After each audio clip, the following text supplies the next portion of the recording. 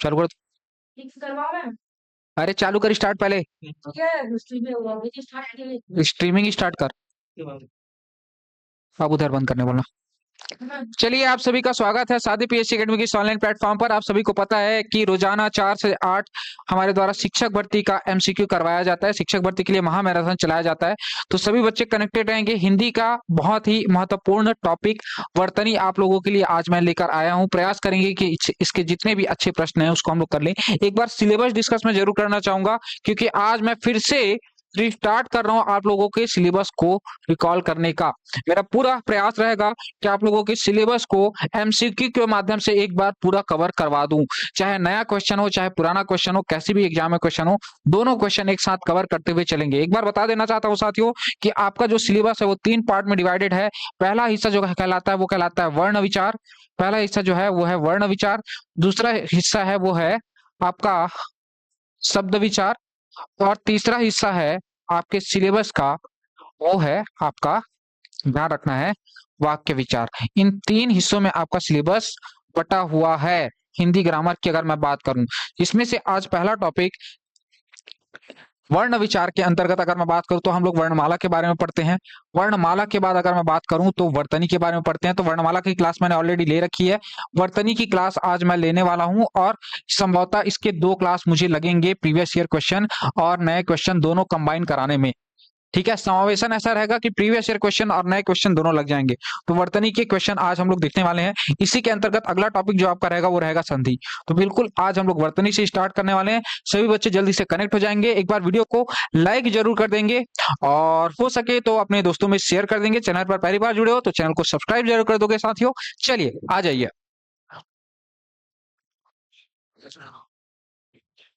Good afternoon सभी को, good afternoon. चलिए, गुड आफ्टरनून।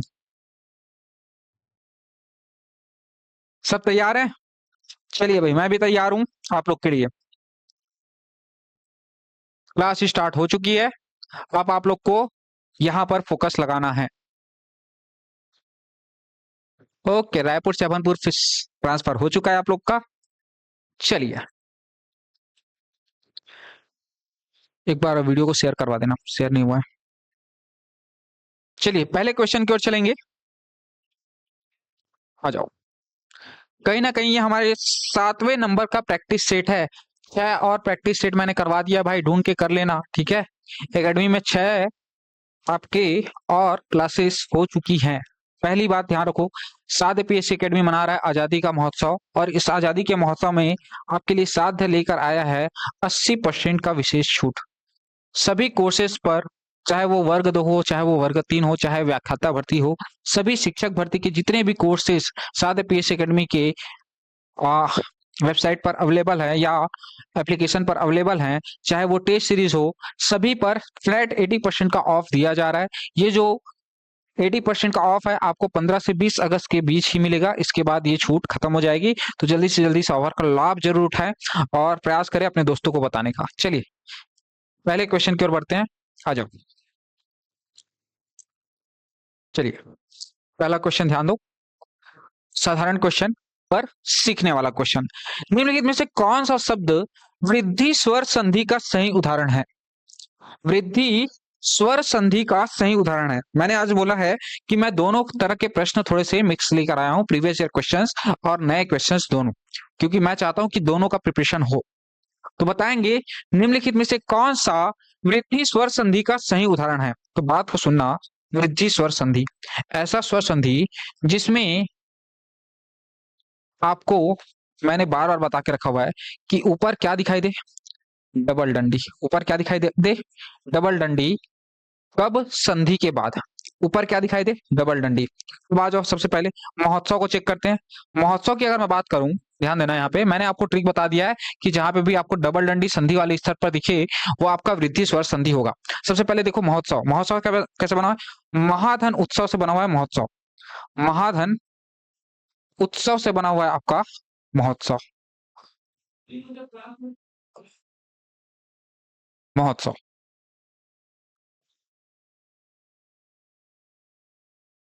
ठीक।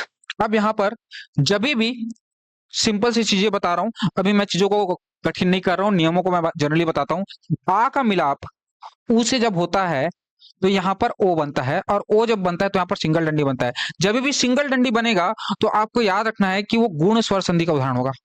जब सिंगल डंडी बने, ऊपर में संधि स्थल पर सिंगल डंडी आपको दिखाई दे, गुण स्वर संधि मार के आ जाना भाई, गलत नहीं होगा। ठीक। महोत्सव जो है गुण स्वर संधि है। मतैक्य, मत धन एक कैसे बना हुआ है? मत धन एक कैसे बना हुआ है आपका? मतैक्य। अब यहाँ पर आप देख पा रहे होगे मतैक्य में मतैक्य हो जा रहा है। ठीक। अब यहाँ पर आप देख पा रहे होगे कि ऊपर में यहाँ पर आपको डबल डंडी दिखाई दे रहा है। मैंने अभी बताया है कि डबल डंडी जहां पर भी दिखेगा तो क्या होगा आपका? विपरीत स्वर संधि। एक तो ये वाला हो सकता है और एक ये वाला भी हो सकता है, दो डंडे वाला। ठीक है, तो मतैक्य में आपको डबल डंडी दिखाई दे रहा है। अ की मात्रा में जब ए की मात्रा का मिलाप होता है तो वो ए की मात्रा बनाता है, ये आपको ध्यान में रखना है। और यहाँ पर मतैक्य आपका सही उत्तर हो जाएगा, वृद्धि स्वर संधि का उदाहरण है। ठीक, तो ऑप्शन बी आपका करेक्ट होगा यहाँ पे। ऑप्शन बी यहाँ पर आपका करेक्ट होगा।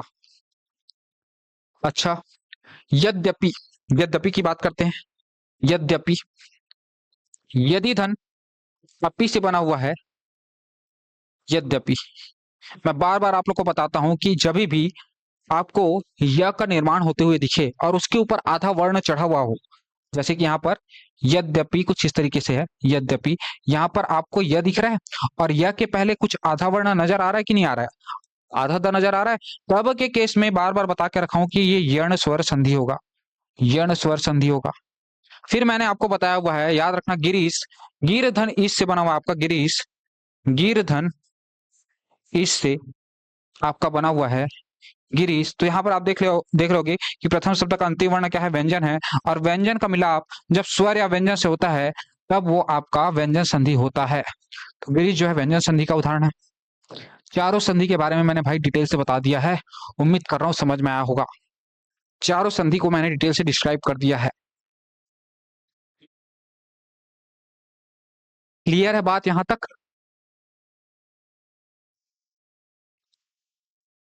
मतैक के सही उत्तर हो जाएगा। आ जाओ अगले प्रश्न पे। विसर्ग संधि के नियमों के अनुसार मनोहर शब्द बनने की प्रक्रिया के चरणों को सही तार्किक क्रम में व्यवस्थित कीजिए। ठीक है, ये जो मनोहर शब्द बना हुआ है ये कैसे बना हुआ है?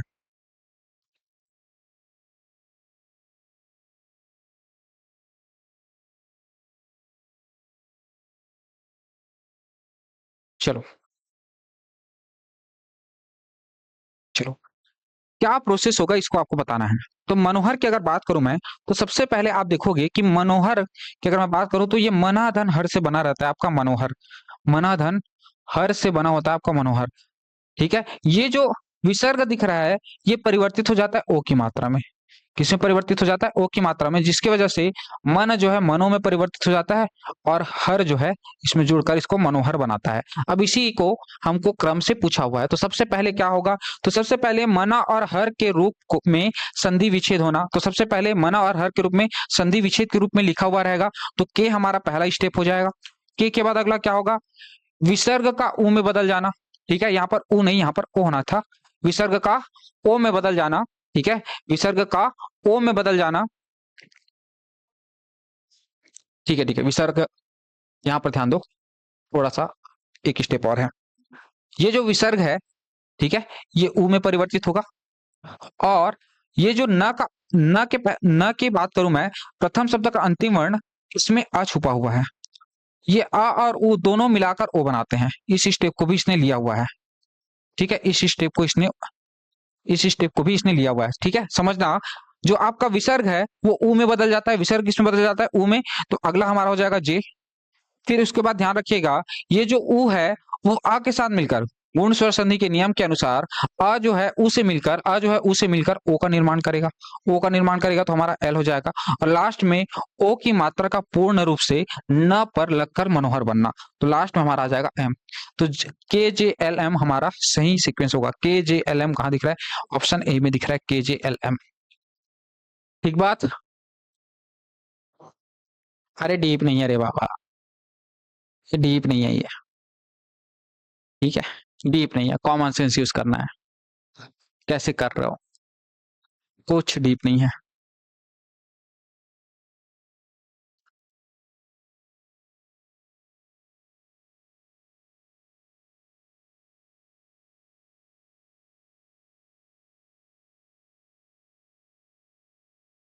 चलो, कथन। अजंत शब्द व्यंजन संधि का एक प्रमुख उदाहरण है। कारण, जब किसी वर्ग के पहले वर्ण जैसे ज, च, ट, त के बाद कोई स्वर आता है तो वह वर्ण अपने ही वर्ग के तीसरे वर्ग में बदल जाता है। क्या ये बात सही है? अजंत एक व्यंजन संधि का प्रमुख उदाहरण है।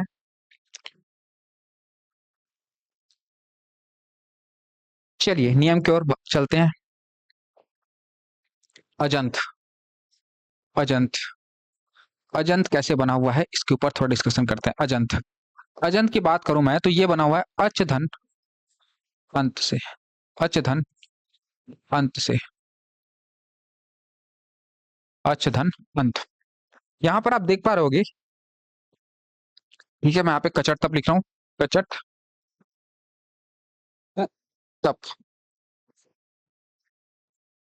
क वर्ग में क्या क्या होता है तो आप बोलोगे सर क ख ग घ अंगा होता है। च वर्ग में च छ ज झ इया होता है। ट वर्ग में ट ठ ट ढ णा होता है। त वर्ग में त थ त ध ना होता है। ट ठ ड ढ ण त थ द ध न और प फ ब भ म होता है। ध्यान दो यहाँ पे, जब भी कुछ व्यंजन संधि इस तरीके के होते हैं कि यहाँ पर आप देख रहे होगे प्रथम शब्द का अंतिम वर्ण क्या है, च। और जब इसका संधि हो रहा है तो ये च जो है ना, ये ज में परिवर्तित हो जा रहा है। तो अपने वर्ग के ये पहला वर्ग है, ये दूसरा वर्ग है, ये तीसरा वर्ग है, ये चौथा वर्ग है और ये पांचवा वर्ग। प्रत्येक वर्ण अपने वर्ग के पांचवें वर्ण में परिवर्तित हो जाता है अगर उसके बाद आने वाला वर्ण एक स्वर हो। यहाँ पर अगर स्वर हो, यहाँ पर अगर स्वर हो तो स्वर के साथ मिलने से पहले ये जो च है ना, ये जो च है आप अपने थर्ड तीसरे ग्रुप में या तीसरे वर्ण में परिवर्तित हो जाएगा। तो च का तीसरा वर्ण कौन सा है, ज। ज में ही तो परिवर्तित हो रहा है, यही तो बोल रहा है प्रश्न। ठीक है, अब देखो वापस क्वेश्चन में आप। अजंत एक व्यंजन संधि का प्रमुख उदाहरण है, बिल्कुल उदाहरण है। जब किसी वर्ग के पहले वर्ण के बाद कोई स्वर आता है, कोई स्वर आता है तो वह वर्ण अपने ही वर्ग के तीसरे वर्ण में बदल जाता है। कारण भी बिल्कुल सही है, कारण भी बिल्कुल क्या है, सही है। तो इस हिसाब से हमारा ए और आर दोनों सही है और दोनों एक दूसरे की व्याख्या करते हैं। अगर आप इस क्वेश्चन को सर्च करोगे इंटरनेट पर तो इसमें इसमें दूसरे नंबर के कारण को गलत बताएगा। ठीक है, कारण देगा कि यहाँ पे च कचर तप में सारी चीजें नहीं है। ठीक है, तो इसको जब आप लोग सर्च करोगे तो उत्तर थोड़ा सा गलत दिखाएगा। बाकी मेरे हिसाब से जो सही आंसर है वो मैंने आप लोग को बता दिया है। ठीक बात, आगे चलो।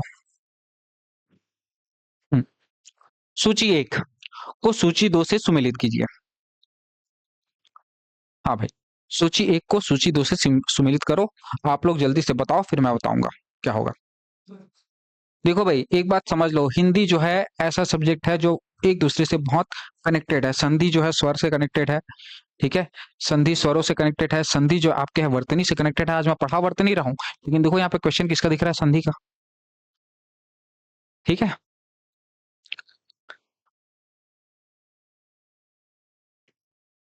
चलो।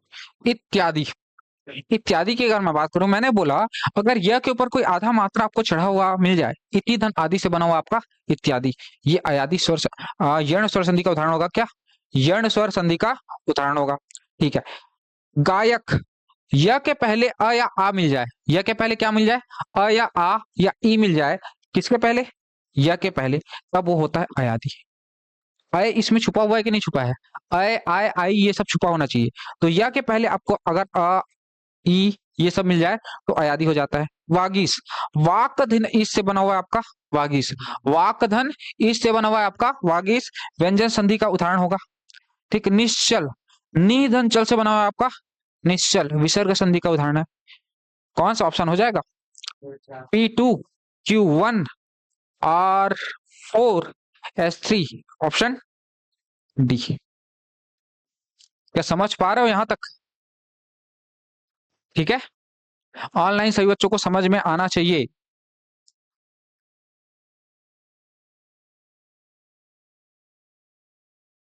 क्लियर है?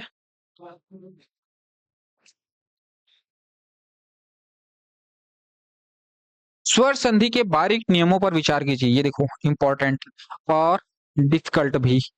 कारण ये है क्योंकि ये कॉन्सेप्ट को आपके चेक करेगा। प्रौढ़ शब्द गुण संधि का अपवाद है। प्रौढ़ शब्द गुण संधि का अपवाद है, इसमें वृद्धि संधि मानी जाती है। प्रौढ़ शब्द गुण संधि का अपवाद है और इसे वृद्धि संधि माना जाता है। क्या ये बात सही है? अपवाद है इतना पता है, लेकिन क्या इसको वृद्धि संधि माना जाता है? गलत कर रहे हो, सोचो थोड़ा।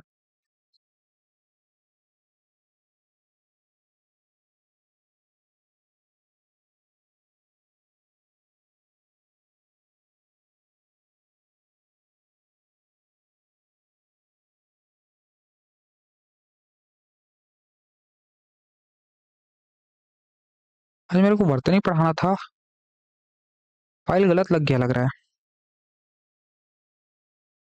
रुको तो 1 मिनट, 1 मिनट रुकेंगे। ठीक है, गलती से गलत फाइल शेयर हो गया लग रहा है।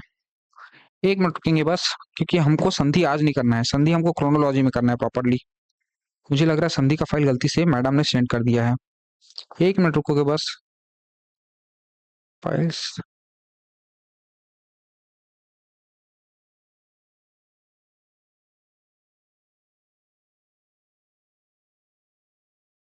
अच्छा यार, वर्तनी वाला गलती से ये लोग वर्तनी वाला लगा डाले हैं। चलो मैं ठीक कर दे रहा हूँ। हम लोग का आज फोकस पूरा वर्तनी पे रहेगा, अभी 2 दिन हम लोग वर्तनी ही पढ़ेंगे। मैं चेंज कर दे रहा हूँ, ठीक है। इसको उत्तर सुन लो, ठीक है। इस क्वेश्चन को अब स्टार्ट कर दिए तो प्रौढ़ जो है आपके गुण संधि का अपवाद है, गुण संधि ही रहेगा भाई। गुण संधि का अपवाद है तो दूसरे में थोड़ी चले जाएगा, अपवाद दूसरे में थोड़ी जाता है, गुण संधि में ही रहेगा ना। अक्षौहिणी बताया हूँ कि नहीं बताया हूँ? अरे अक्षौहिणी भी है, देखो। अक्षौहिणी शब्द का सही संधि विच्छेद अक्षधन उहिनी होता है। उहिनी नहीं होता, उहणी होता है। अक्षधन, अक्षधन उहणी से बना हुआ है। ठीक है, अक्षधन उहिनी, अच्छा सही दिया हुआ है, अक्षधन उहिनी से बना हुआ है। जब इसका संधि होता है, जब इसका संधि होता है, दोनों मिलते हैं तो ये बन जाता है अक्षौहिणी। क्या बन जाते हैं? अक्षौहिणी। ठीक है, तो अक्षधन उहुनी से बना होता है, उहुनी।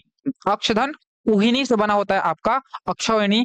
तो के भी सही है, जे सही है, जे गलत है, सॉरी, जे हमारा गलत था, के सही है। अच्छा, सूधन आगत मिलकर स्वागत बनता है, जो कि एक दीर्घ स्वर संधि का उदाहरण है।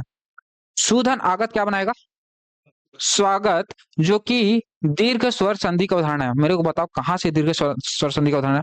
सूधन आगत अगर मैं बात करूं तो यहाँ पर आप देख पा रहोगे, यहाँ पर स्वागत जो बन रहा है इसमें व के ऊपर आधा मात्रा चढ़ा हुआ है, और व के ऊपर आधा मात्रा चढ़ा हुआ है, इसका मतलब ये कौन सा स्वर संधि होगा?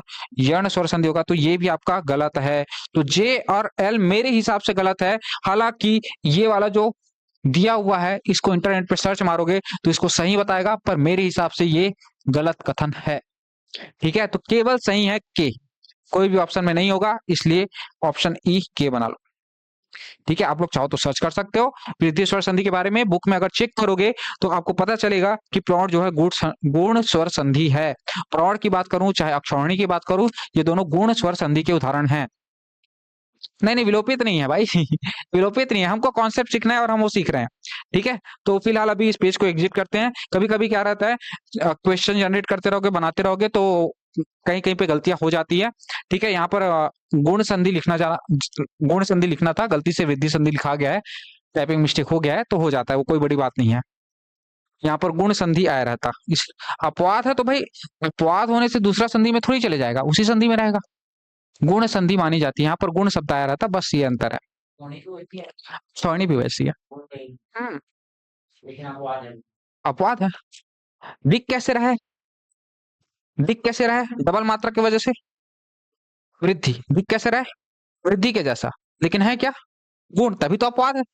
अगर अगर वृद्धि ही होता तो क्या दिक्कत है? वृद्धि का नियम तो कहता है कि हमको डबल डंडी चाहिए ऊपर में, तो अपवाद कैसे होता? अपवाद तभी है जब वो किसमें आया है? गुण में आया है।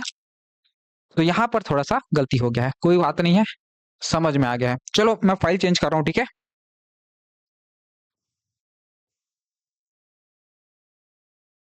क्योंकि हम लोग को वर्तनी करना है अच्छे से, क्योंकि यहाँ से मुझे लगता है क्वेश्चन एग्जामिनर ज्यादा उठाता है।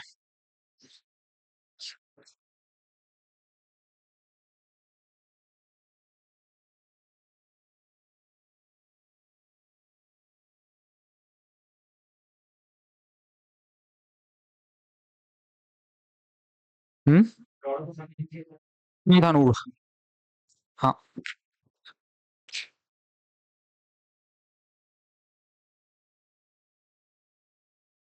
चलो भाई क्वेश्चन में आ जाओ, हिंदी ग्रामर।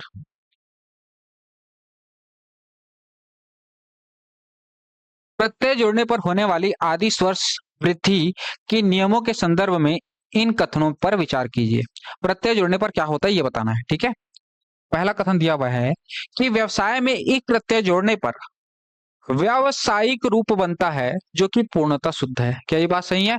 व्यवसाय में अगर मैं एक प्रत्यय जोड़ दूं तो व्यावसायिक हो जाता है। दूसरा बोला हुआ है सप्ताह में एक प्रत्यय जोड़ देने से वो साप्ताहिक बनता है, जबकि सेना में एक प्रत्यय लगाने पर वो सैनिक हो जाता है। बिल्कुल सही बोल रहा है। इतिहास में एक प्रत्यय लगाने पर ऐतिहासिक हो जाता है, जो कि व्याकरणिक रूप से शुद्ध माना जा सकता है। क्या ये सही है? यहाँ पर गड़बड़ है भाई, ऐतिहासिक ऐसे नहीं लिखाता, ऐतिहासिक ऐसे लिखाता है, देखो इधर। ठीक है, यहाँ पर मात्रा में गलती है, एग्जामिनर खेल जाएगा ऐसे में। ऐतिहासिक ऐसे लिखाता है, ठीक है? तो ये आपका जो लास्ट वाला कथन दिख रहा है ये एल हमारा गलत है, जबकि जे हमारा सही है, के हमारा सही है।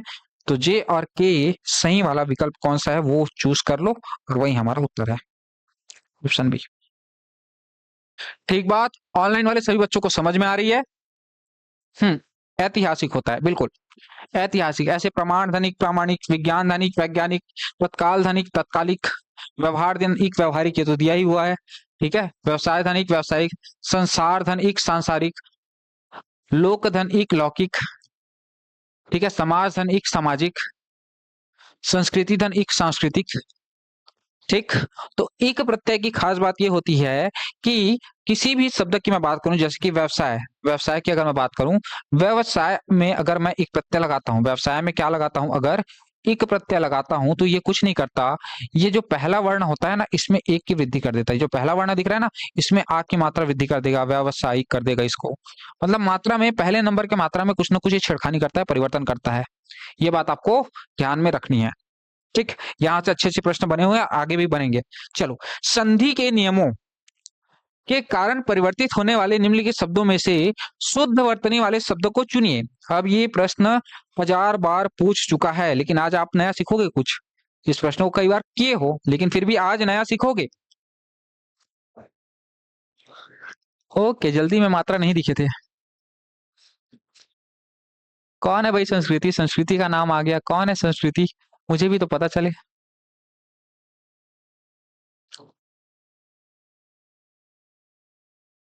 चलिए भाई ध्यान देंगे। बार बार मैंने बताया हुआ है कि उज्जवल, उज्जवल शब्द कैसे लिखा जाता है, तो बार बार बता रहा हूँ। उज्जवल, उज्जवल ऐसे लिखते हैं। उज्जवल कैसे बना हुआ है? उत धन ज्वल से बना हुआ है आपका उज्जवल।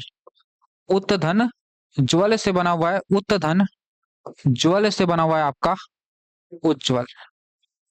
ठीक है, उज्जवल में दो बार ज आता क्यों है आधा वाला? क्योंकि ये उत धन ज्वल से बना हुआ है, और त किसमें परिवर्तित होता है? ज में। अगर पूछिए किस संधि का उदाहरण है, तो व्यंजन संधि का उदाहरण है। तो उज्जवल कौन सा सही लिखा हुआ दिख रहा है? ये एल गलत है और जे हमारा सही है। मैंने आप लोग को बताया हुआ है कि एक होता है प्रज्वलित। प्रज्वलित कैसे लिखते हैं? प्रज्वलित, इसमें दो बार ज नहीं लगता, एक ही बार लगता है। कारण है, प्रज्वलित में प्रधन ज्वलित से बना होता है। ये प्रधन ज्वलित से बना हुआ है आपका प्रज्वलित। प्रधन ज्वलित से बना हुआ है आपका प्रज्वलित। अच्छा, एक और शब्द है प्रोज्वल। प्रोज्वल, प्रोज्वल में दो बार जा रहता है। प्रोज्वल, प्रोज्वल, प्रोज्वल में दो जा रहता है। ये बना रहता है प्रोत धन ज्वल से। किससे बना होता है? प्रोत धन ज्वल। इसको भी पूछता है, प्रोत धन ज्वल से बना होता है प्रोज्वल। ठीक। फिर आपका बचा हुआ है समुज्जल। समधन उतधन ज्वल से बना हुआ है आपका समुज्जल। समुज्ज्वल, समुज्ज्वल ये नया शब्द आपने सुना होगा, समुज्ज्वल। आजकल एग्जाम में इसको पूछ रहा है समुज्ज्वल को, तो याद रखना है कैसे बना हुआ है। समधन, समधन उतधन ज्वल, समधन उतधन ज्वल से आपका समुज्ज्वल बना हुआ है, ये भी करेक्ट है, कोई दिक्कत नहीं है। तो हमारा उत्तर क्या हो जाएगा, जे के और एम। कहाँ दिख रहा है जे के एम, ऑप्शन सी में दिखाई दे रहा है। ठीक बात, ऑप्शन सी में दिखाई दे रहा है जे के और एम।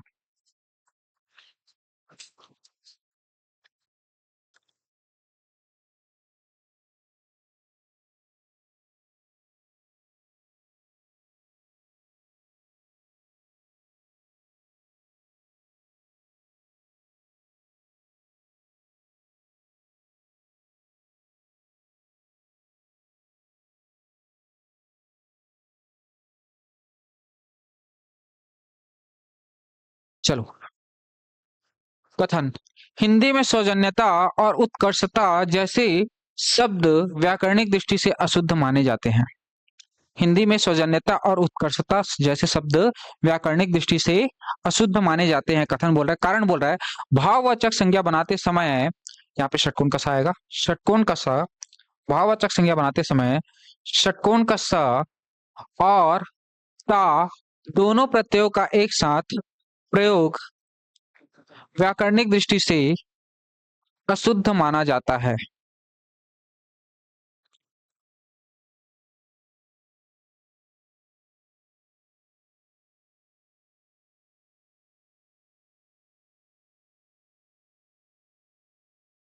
यहाँ पर कुछ तो मिस्टेक है। भाववाचक संज्ञा बनाते समय यहाँ पर होना चाहिए था सुंदर से सौंदर्य, सुंदर से सौंदर्य, यहाँ पर आना चाहिए था यही लिखा था क्या मैं, यहाँ पर क्या लिखा था मैं, यह, यहाँ पर आना चाहिए ये गलती से गलत दिखा हुआ है, ये बता रहा हूँ, ये आएगा यहाँ पे। भाववाचक संज्ञा बनाते समय यह जैसे सुंदर से सौंदर्य और ता दोनों प्रत्ययों का एक साथ प्रयोग करना प्रत्यय बाहुल्य दोष उत्पन्न करता है, प्रत्यय बाहुल्य दोष उत्पन्न करता है। तो याद रखना 99% केसेस में यह और ता दोनों प्रत्यय का एक साथ प्रयोग नहीं होता है, इन दोनों का प्रयोग एक साथ निषेध होता है, प्रोहिबिटेड होता है, मना होता है, इन दोनों का प्रयोग एक साथ मना होता है। इसीलिए सौजन्यता और उत्कर्षता आपके गलत शब्द हैं। समझ में आ रहा है, ये दोनों शब्द कैसे हैं, आपके व्याकरणिक दृष्टि से अशुद्ध हैं। इस हिसाब से हिंदी में सौजन्यता और उत्कर्षता जैसे शब्द व्याकरणिक दृष्टि से अशुद्ध माने जाते हैं। पहला कथन बिल्कुल सही है, और इसका जो कारण बताया हुआ है कि यह और ता का प्रयोग एक साथ नहीं किया जाता, प्रत्यय बाहुल्य का दोष उत्पन्न होता है, ये भी बात सही है। तो आपको क्या सीखने को मिला, इस दोष को क्या बोलते हैं, प्रत्यय बाहुल्य दोष कहते हैं। क्या कहते हैं, प्रत्यय बाहुल्य दोष। तो कारण भी सही है, कथन सही है और कारण सही है, और दोनों एक दूसरे की व्याख्या कर रहा है। इस हिसाब से हमारा उत्तर क्या हो जाएगा, ऑप्शन सी इसका उत्तर हो जाएगा। आप घर नहीं जाते,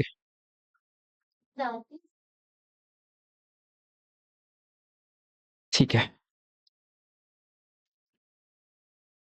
यहाँ लाइब्रेरी में बैठते हो बाकी टाइम, तो फिर दोपहर में, रोज 3 बजे के बाद यहाँ अंदर रहते हो। अच्छा, तो उस टाइम ऑन नहीं चलता, तो उसको मैं टाइम अटेंड नहीं करती। ठीक है, चलो भाई, अगला प्रश्न है, देखो इधर क्या बोल रहा है। सूची 1 को सूची 2 अशुद्धि का मुख्य व्याकरणिक कारण से सुमिलित कीजिए। अब इसमें थोड़ा सा अशुद्धि है, क्वेश्चन में ही अशुद्धि है, पर अपन मैच कर लेंगे, ठीक है। योगी वर्ग को लास्ट में मैच करूंगा क्योंकि इसी में अशुद्धि है, ठीक है, क्योंकि ये एकमात्र ऐसा शब्द है जो शुद्ध है, और शुद्ध है तो अशुद्धि कैसे बताऊं उसमें, उसको गलत लिखा होना चाहिए था, वो सही लिखा हुआ है, ठीक है, लेकिन इसमें गलत लिखा हुआ आता है कुछ इस तरीके से, योगी वर्ग एग्जाम में, ये वाला योगी वर्ग गलत है। समझ में आ गया, गलत वाला ये है, ठीक है। तो सुनो, कवयित्री, मैं आप लोग को बार बार बता के रखा हूं कि कवियत्री नहीं होता, कवयित्री होता है। क्या होता है, कवयित्री होता है, कवयित्री। मैं बार बार याद करवाता हूँ इस चीज को, कवयित्री। पढ़ने का तरीका बदल लो, यहाँ पर आपका कवियत्री काम बन जाएगा।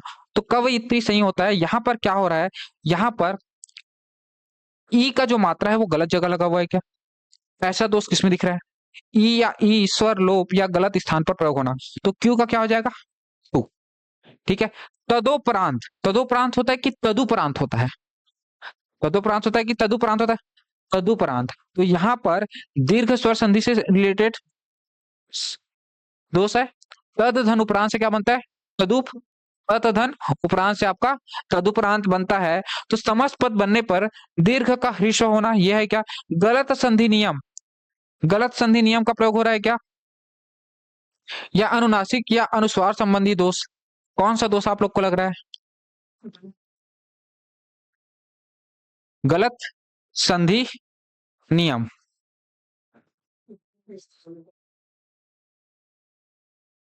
ठीक है, चलो यहां पर हो जाएगा गलत संधि नियम। गलत संधि नियम। ठीक है। तदधन उपरांत तदुपरांत होना चाहिए था। ठीक। दवाइयों की अगर मैं बात करूं, दवाइयां की अगर मैं बात करूं, तो याद रखना मैंने आपको बताया हुआ है कि दवाई आपका सही शब्द है। दवाई ये एक वचन शब्द है। जब इसका बहुवचन बनाते हैं, मैंने आपको बताया हुआ है, जैसे कि रानी है, रानी का बहुवचन बनाऊंगा तो रानियां हो जाती है। हो जाती है, रानियां हो जाती हैं। वहां पे रानी में ई की मात्रा छोटा हो जाता है आप। तो यहाँ पर जब दवाई का बहुवचन बताऊंगा बनाऊंगा तो ये भी क्या हो जाएगा? दवाइयां होगा, लेकिन ई का मात्रा क्या हो जाएगा? छोटा। तो यहाँ पर क्या हो रहा है? समास पद बनने पर दीर्घ का ह्रीश्व होना चाहिए। दीर्घ, ये दीर्घ मात्रा क्या हो जाना चाहिए? ह्रीश्व हो जाना चाहिए। तो ये इसमें आ जाना चाहिए। योगी वर्ग।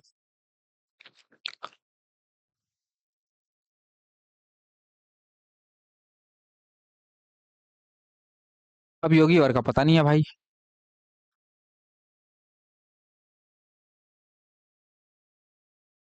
ठीक है, एक चीज तो समझ में आ गया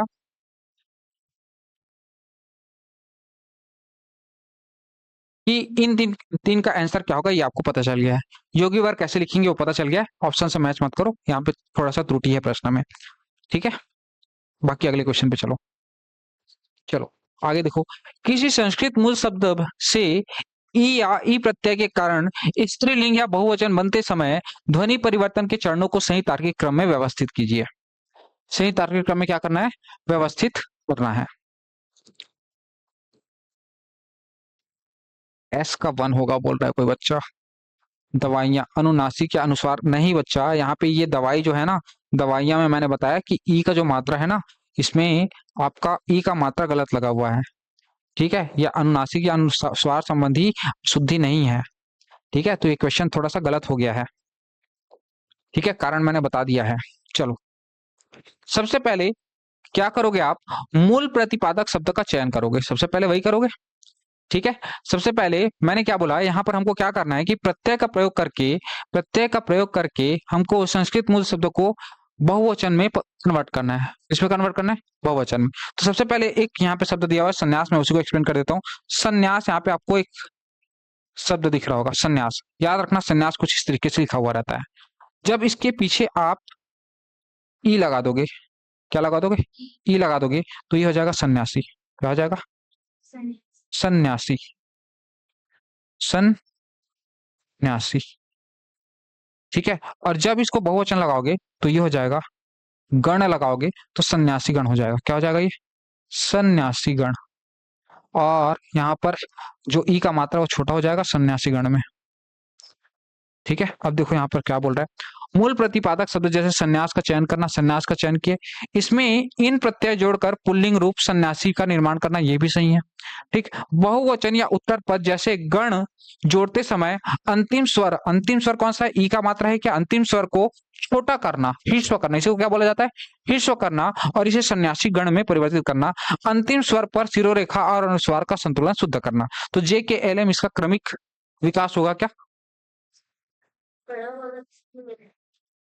ये गलती से ई ही है, ये ऐसा है। ठीक है, चलो आ जाओ।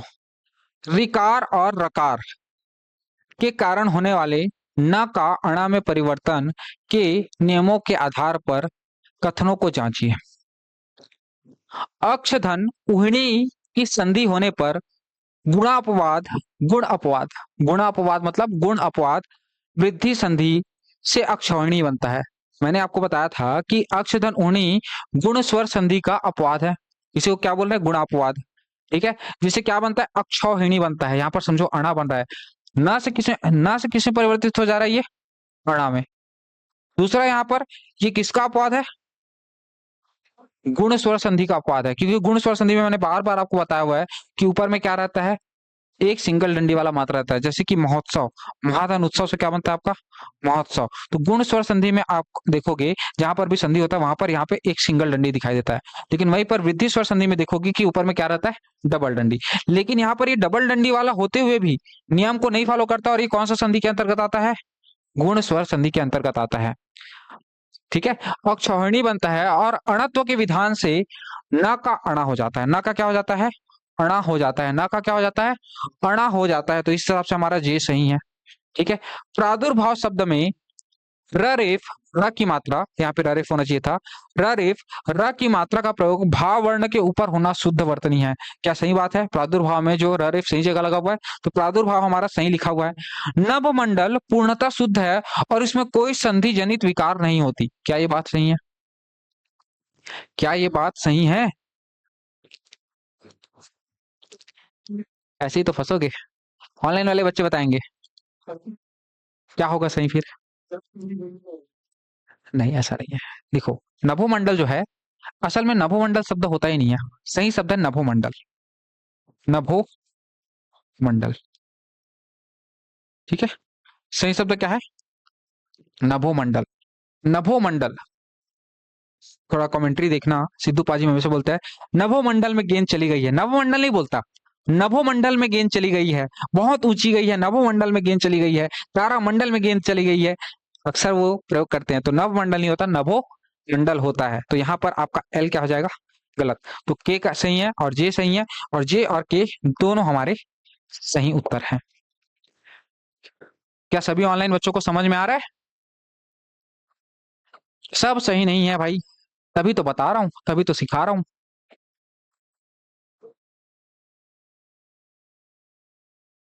वर्तनी वाला क्लास देखिएगा सर, उसमें सब बताया हुआ है मैंने, एक एक चीज। ठीक है, समय निकाल के क्लासेस को पहले कंप्लीट कीजिए, वो ज्यादा इंपॉर्टेंट है, क्योंकि वो बहुत आपको बहुत सारी चीजों को देगा। कम से कम 10 में से आपको 7-8 क्वेश्चन को सही बनाने की क्षमता दे देगा। उसके बाद उसको 9 में कन्वर्ट करने के लिए आपको एक्स्ट्रा मेहनत करना पड़ेगा, 9-10 करने के लिए। 7 आपका सही बन जाएगा, मैं जितना पढ़ा हूँ उससे। 10 में से 7, 5 नंबर, मतलब मैं ये बोल रहा हूँ कि 70% सही होगा, कितने भी नंबर का है, 70-80% आप उतने से सही कर लोगे जितना मैंने पढ़ाया है। ठीक है, चलो, निम्नलिखित में से शुद्ध वर्तनी वाले शब्द युग्म का चयन कीजिए। बताओ भाई, कौन सा युग्म सही है? अब 4 सही वर्तनी वाले शब्द चुनने हैं। ठीक है, जनरली सिंगल सिंगल प्रश्न करते रहते हैं। गुड इवनिंग दीक्षा। चलिए, जल्दी आप लोग कमेंट करेंगे। हाँ,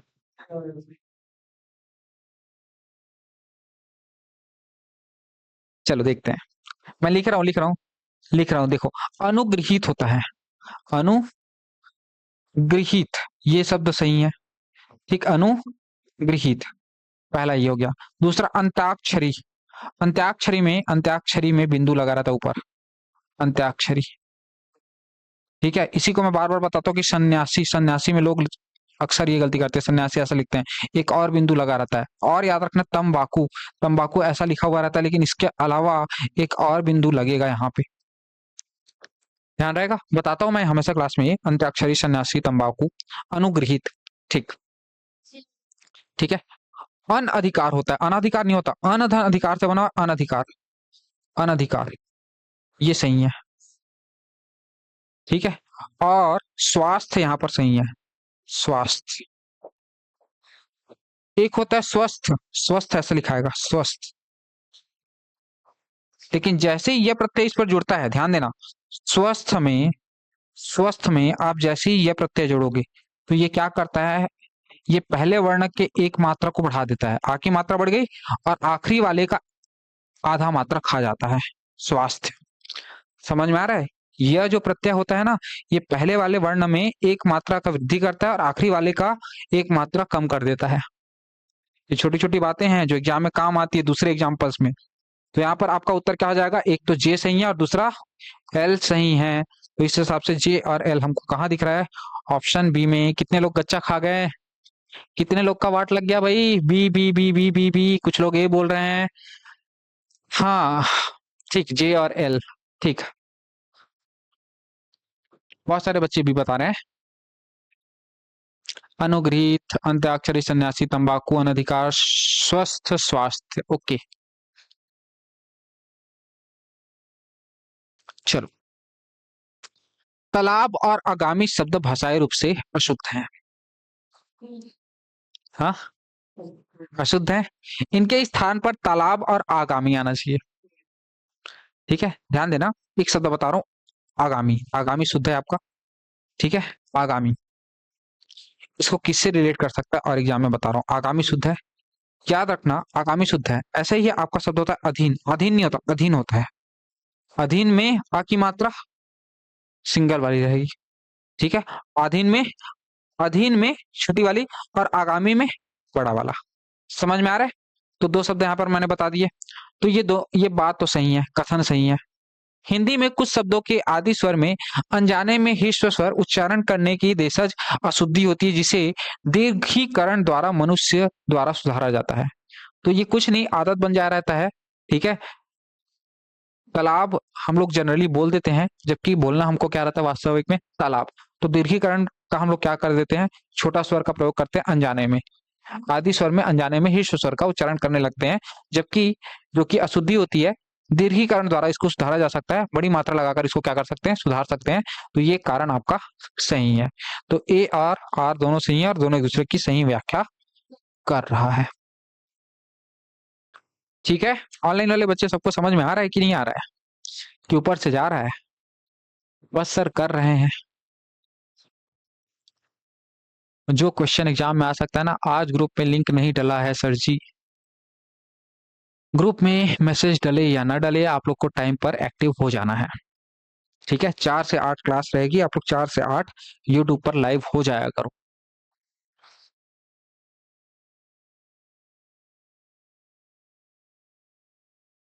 चलो आ जाओ। हम्म, सूची एक में और सूची दो को उनके शुद्ध रूप से सुमिलित कीजिए। फालतू क्वेश्चन। ठीक है, ठीक है। पहले तो इन सबको मिटा, रुको, देखो मत कोई।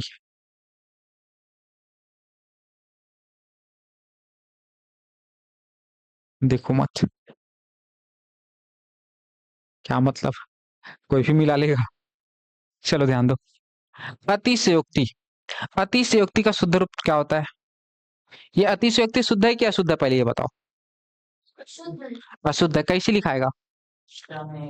स में पूरा मात्रा रहता है, अतिशयोक्ति होता है, अतिशयोक्ति होता है, अतिशयोक्ति होता है, ये बात ध्यान रखना। अतिशयोक्ति, ठीक है। ये स पूरा रहता है भाई अतिशयोक्ति में, ठीक है। दूसरा, ये क्या लिखा हुआ है, शुश्रूषा। क्या है ये, कैसे लिखाएगा, शुश्रूषा ऐसे लिखाएगा क्या।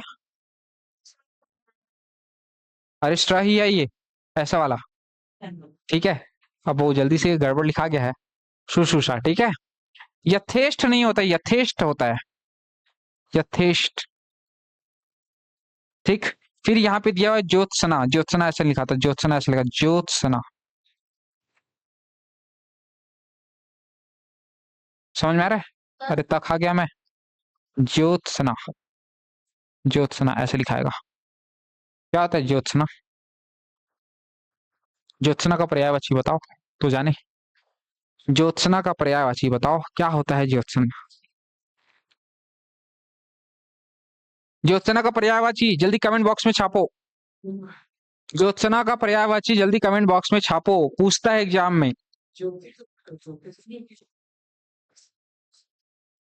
चांदनी,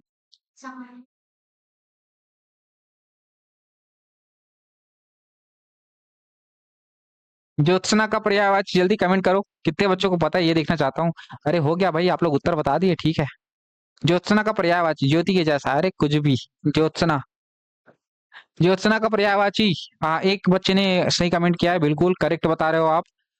हाँ, ज्योत्सना का पर्यायवाची, मोनिका ने सही कमेंट किया हुआ है। ओके, चांदनी, ज्योत्सना का पर्यायवाची होता है चांदनी।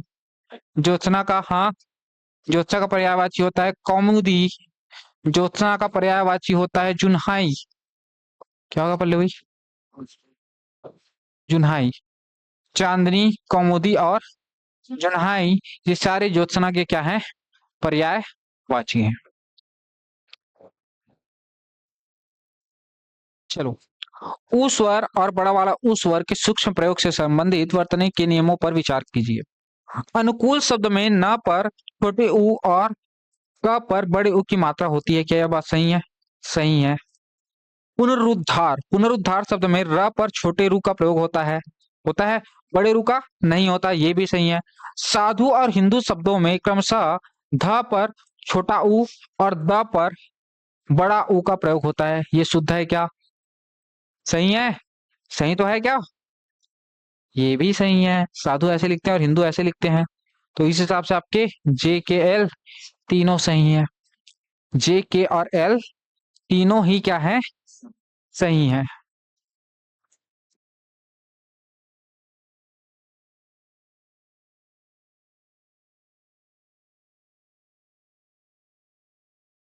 समान उच्चारित होने वाले शब्दों में से शुद्ध वर्तनी वाले विकल्प को चुनिए।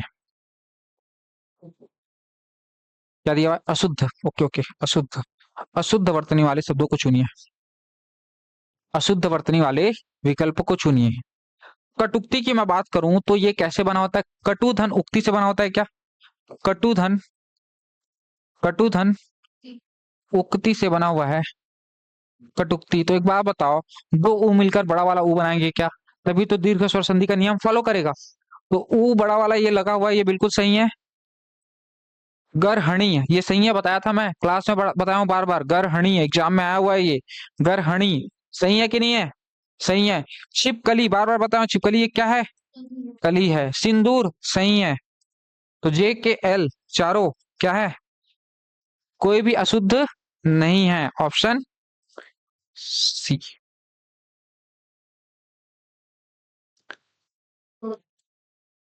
ये अलग गृहिणी है। नहीं नहीं नहीं, वो तो गृहिणी होता है, ये ऐसा वाला, वो गृहिणी है, ये गृहिणी है। गृहिणी, ग्रहण धन ई से बना हुआ है, गृहिणी है। ठीक है, चलो।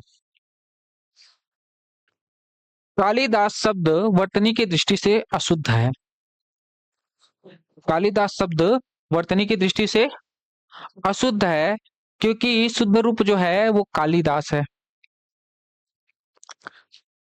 देखो, एक शब्द है आपका कालिदास, ये शुद्ध है, कालिदास। एक शब्द और पूछता है, वाल्मीकि। वाल्मीकि, इसमें भी का मात्र के ऊपर छोटा वाला आता है। वाल्मीकि, कालिदास, इन दोनों को पूछता है, कालिदास, वाल्मीकि।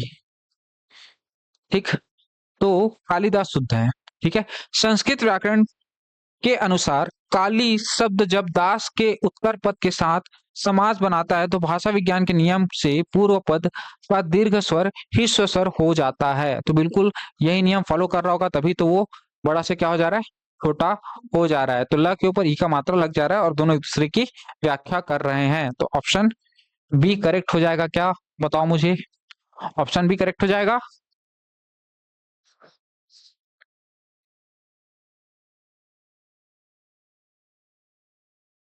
चलो अगले प्रश्न पे आ जाओ।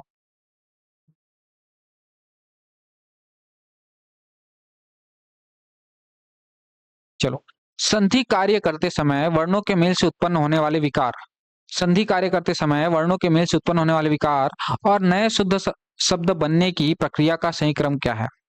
ठीक है, एक बात याद रखना, जब भी ये ऑप्शन आए ना, सिरोरेखा को खींचकर अंतिम मानक वर्तनी रूप तैयार करना, तो ये सबसे लास्ट में रहेगा। ये जो दिख रहा है ना, ये तो सबसे लास्ट में ही रहेगा। ठीक है, सिरोरेखा खींचकर मतलब, सिरोरेखा क्या होता है?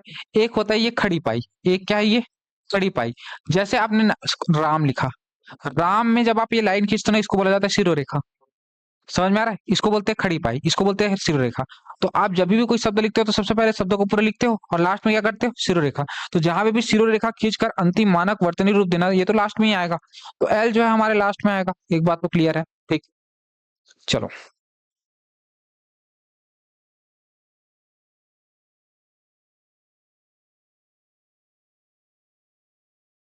अच्छा एल इस बार लास्ट में नहीं आएगा। ठीक है, एक बार पढ़ते हैं सभी को। मैंने क्वेश्चन पढ़ा नहीं था। दो समीपवर्ती वर्ती वर्णों का पास आना, विसर्ग या व्यंजन का लोप या परिवर्तन होना, शिरोरेखा खींचकर अंतिम मानक वर्तनी या रूप तैयार करना, मूल अर्थ की रक्षा करते हुए नए रूप को स्वीकार करना। समझना, सबसे पहले मैं क्या करूंगा, जैसे कि संधि होता है तो दो समीपवर्ती वर्णों का पास आना होता है। सबसे पहले दो समीपवर्ती वर्णों का क्या होता है, पास आना होता है। तो जे पहले आ जाएगा, जे के बाद के आएगा, क्योंकि विसर्ग या व्यंजन का लोप होता है या परिवर्तन होता है। तो जे के बाद के आ जाएगा, के बाद जो भी आपका शब्द बना हुआ है उसको शिरोरेखा खींचकर अंतिम मानक वर्तनी रूप में तैयार करोगे, और लास्ट में क्या आ जाएगा आपका, नहीं नहीं, एल लास्ट में आएगा। एल लास्ट में आएगा। जे के बाद क्या आएगा, मूल अर्थ की रक्षा करते हुए नए रूप को स्वीकार करना, ये एम आ जाएगा। जे पहले आएगा, फिर के आ जाएगा, फिर आपका एम आएगा, मूल अर्थ की रक्षा करते हुए नए रूप को स्वीकार करना, और लास्ट में हम लोग क्या करेंगे, शिरो रेखा लगाकर उसका मानक वर्तनी रूप तैयार कर लेते हैं। तो एल जो है लास्ट में ही आएगा। ठीक है, तो जे के एम एल, जे के एम एल कहाँ दिख रहा है, जे के एम एल ऑप्शन ए में ही दिख रहा है, जे के एम एल। ठीक, अगले प्रश्न पे आओ। ठीक, यहाँ पर थोड़ा सा मैं आप लोग को जानकारी दे देना चाहता हूँ कि साथ पीएससी एकेडमी मना रहा है आजादी का महामहोत्सव, और इस महामहोत्सव में आप सभी विद्यार्थियों को दिया जा रहा है 80% तक का छूट सभी साथ पीएससी एकेडमी की कोर्सेज पर। तो जितने बच्चे तैयारी कर रहे हैं, चाहे वो सहायक शिक्षक भर्ती हो, चाहे सहायक शिक्षक भर्ती विज्ञान प्रयोगशाला हो, चाहे सहायक शिक्षक भर्ती संस्कृत का हो, कोई भी कोर्स हो, सभी कोर्सेज पर 80% और सारे टेस्ट सीरीज पर 80% का छूट मिल रहा है। तो बिल्कुल इस छूट का लाभ जरूर आप उठाइए और अधिक से अधिक अपने साथियों तक शेयर कीजिए। चलिए, सूची एक को सूची दो से सुमेलित कीजिए। ठीक, सूची एक को सूची दो से सुमेलित कीजिए। ठीक, क्या बोल रहा है,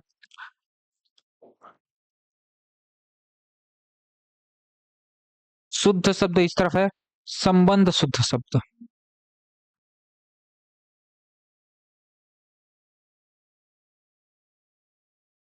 विपरीतार्थक होना चाहिए। ठीक है, विपरीतार्थक होना चाहिए। तो आप किसी को अगर सांप देते हो तो सांप जो है शुद्ध शब्द है, और सांप का अपोजिट क्या होता है, आशीर्वाद। तो पी का हो जाएगा वन। सन्यासी, सन्यासी का जस्ट गृहस्थ। अनुग्रहित, अनुग्रहित का क्या हो जाएगा, कृतज्ञ। ठीक, अनुग्रहित का कृतज्ञ। निर्जन का क्या हो जाएगा, जनकीर्ण, जहां पर लोग ज्यादा हैं। ये तो लाइन्स हो गया भाई, P1 2 3 4 कहाँ दिख रहा है आपके ऑप्शन ए में। ठीक है, एक क्वेश्चन और करेंगे आज का, बाकी क्वेश्चन कल करेंगे। ठीक है, इसी टॉपिक को हम लोग कंटिन्यू करेंगे यहीं से, क्वेश्चन नंबर 15 से। ठीक, ध्यान दो। हलंत संबंधी शुद्ध वर्तनी के नियमों पर विचार कीजिए। प्रत्युत शब्द के अंत में त पर हलंत का प्रयोग अनिवार्य रूप से शुद्ध माना जाता है, क्या ये बात सही है, सही है। ठीक है, संशोधन शब्द अशुद्ध है, इसके स्थान पर संशोधन शुद्ध रूप होगा, क्या ये भी सही है। जे और के दोनों सही है। ठीक, जे और के हमको सही दिख रहा है, इसमें कोई प्रॉब्लम नहीं, जे और के हमारा सही है। वेशभूषा में यदि मूर्धन्य षटकोण स का प्रयोग किया जाए तो वह सर्वथा अशुद्ध होगा। अरे कैसे सही है, वेशभूषा ऐसी थोड़ी लिखाता है, वेश, वेश तो ऐसा लिखाता है, और भूषा आपका ऐसा लिखाता है, वेशभूषा ये वाला सही है। तो एल आपका क्या है, गलत है। तो जे के और एल अशुद्ध बोला हुआ है। ठीक है, तो ये एग्जैक्टली में ये अशुद्ध है, तो एल भी आपका सही है। तो जे के एल तीनों ही सही है। कथन तीनों सही है, तीनों एक दूसरे के बारे में सही बता रहे हैं।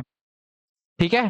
तो आई होप आज की क्लास आप सभी को अच्छी लगी होगी। जितने बच्चे ऑनलाइन है कनेक्टेड रहेंगे। अगली क्लास पारस सर की होगी और आप लोग कहीं मत जाइएगा, आप लोगों की क्लास पारस सर कंटिन्यू करेंगे और जुड़े रहिएगा। ऐसे ही जितने बच्चे आप लोग कनेक्टेड हैं सब के सब जुड़े हुए रहेंगे। ध्यान रखेंगे इस बात का कि सभी बच्चे जो है वो बिल्कुल जुड़े हुए रहेंगे। जाने से पहले आप सभी को एक जानकारी देना चाहता हूँ, ठीक है।